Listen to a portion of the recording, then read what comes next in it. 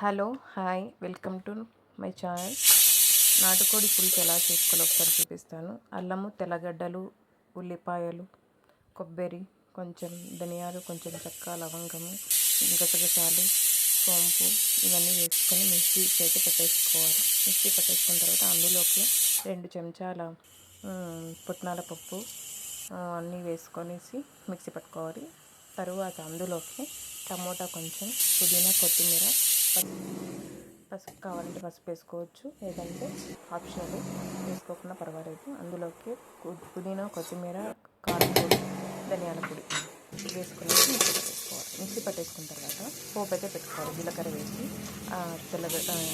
ఉల్లిపాయలు, పచ్చిమిర్చి, తరుక్కున్న ఉల్లిపాయలు, పచ్చిమిర్చి వేసుకొని కరివేపాకు వేసుకొని మంచిగా పోపు వేసుకొని వేసిన తర్వాత ఏదైతే మిక్సీ పెట్టుకున్నామో అది కూడా మంచిగా కలిపేసుకోవాలి. బాగా కొంచెం ఉడికిన తర్వాత మసాలా మొత్తం 5 విజిల్లు ఉప్పు, కారము, కొంచెం ఆయిల్ వేసుకొని పెట్టుకుంటాం కదా మాంసం, ఏదైతే నాటుకోడి మాంసం అది కూడా వేసేసుకొని మంచిగా కలిపేసుకొని ఒక 2 విజిల్స్ పెట్టేసుకుంటే చికెన్ గ్రేవీ అయితే రెడీ అవుతుంది. నాటుకోడి పులుసు రెడీ.